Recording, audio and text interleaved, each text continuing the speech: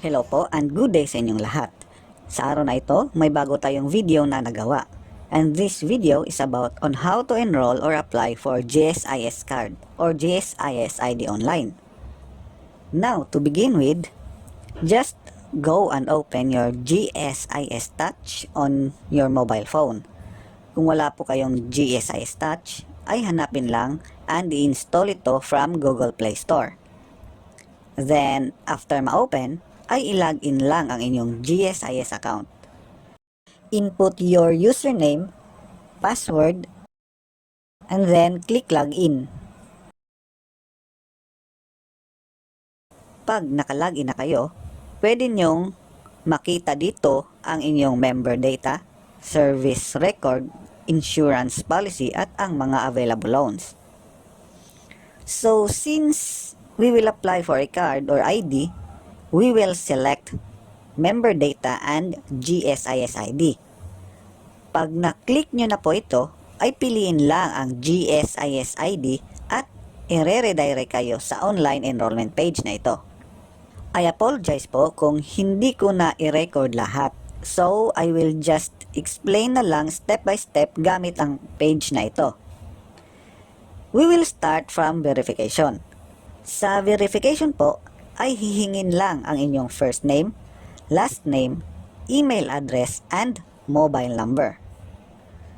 Then, pagka-submit nito, ay magsisend ang GSIS Touch ng OTP or one-time password sa email na nilagay ninyo.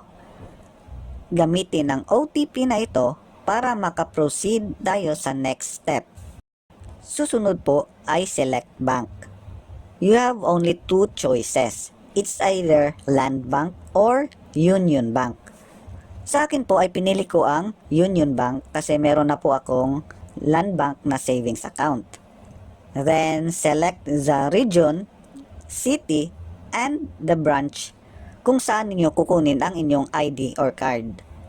Then, click Submit and we will proceed to capture ID. Sa step na ito, ay pipili kayo ng inyong valid ID at kailangan nyo itong kunan ng litrato at i-upload. Then, proceed tayo sa capture selfie. Ito po ang last step and we will only capture a photo of ourselves. And take note po, ang selfie na ito ay ang mismong picture na ilalagay sa inyong ID or card.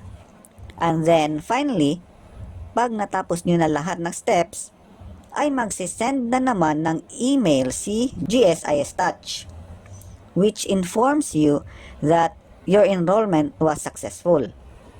At makikita nyo na rin ang inyong GSIS Digital ID sa account ninyo.